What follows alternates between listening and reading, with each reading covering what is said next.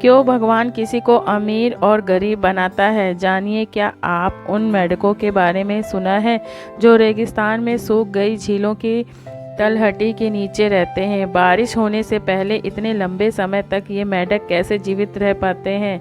वैज्ञानिकों का कहना है कि वे अपनी मेटाबॉलिज्म यानी शरीर के अंदर की वे रासायनिक प्रक्रियाएं जो नए सेल बनाती है और ऊर्जा देती है उनको बदल देते हैं। वैज्ञानिक शब्दावली को छोड़ दें, सीधी बात यह है कि मेंढक माने रहते हैं मुझे इंतज़ार करना होगा और बारिश होगी, ज़रूर होगी, और फिर बारिश होती भी है। यही है असली समझ जो लोगों को नहीं मालूम कि हमारा जीवन रेगिस्तान इसलिए है क्योंकि यहाँ बारिश नहीं हो रही है। हम सोचते हैं विधि का विधान है। लोग कहते हैं भगवान किसी को अमीर बनाता है, किसी को गरीब। क्यों कोई आपको यह कहे कि मैं आपको 10 लाख रुपए देने को तैयार हूँ, पर आपकी गर्दन काटनी पड़ेगी, तो क्या आप 10 लाख लेंगे और गर्दन कटवाएंगे? ऐसा अगर गर्दन कटवानी पड़े तो आपको 10 लाख का क्या फ़ायदा होगा? तो दसियों लाख रुपए के से ज़्यादा कीमती चीज़ तुम्हारे पास है, वैसे ही जैसे उस धनवान के पास उसके लिए भी है। 10 लाख रुपए से ज़्यादा कीमत उसकी गर्दन है।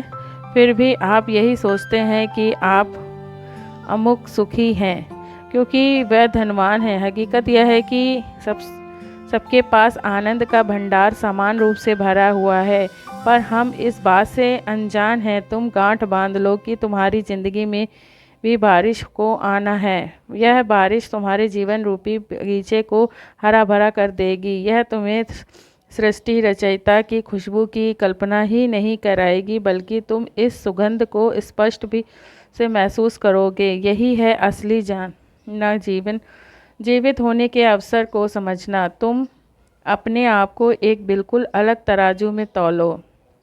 अब तक तो तुम्हारे पास वह तराजू है जो तुम्हें किसी और ने दिया है। इसके एक पलड़े में तुम हो और दूसरे पलड़े में तुम अन्य चीज़ों को रखकर एक संतुलन बनाने की कोशिश की।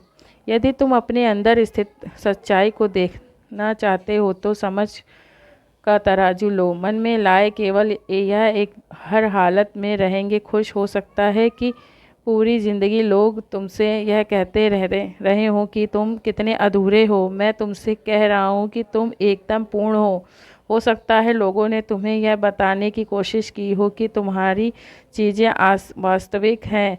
मैं तुम्हें कह रहा हूँ कि तुम वास्तविक हो। यह शरीर मिट्टी का बना है और एक दिन मिट्टी में मिल जाएगा। इस बारे में किसी को सोचना भी अच्छा नहीं लगता, परंतु यह मुझे सच्चाई की याद दिलाता है। सांस अंदर आ रही है और बाहर जा रही है। सांस की यह बारिश अपनी इस देह पर बिना रुके लगातार हो रही है।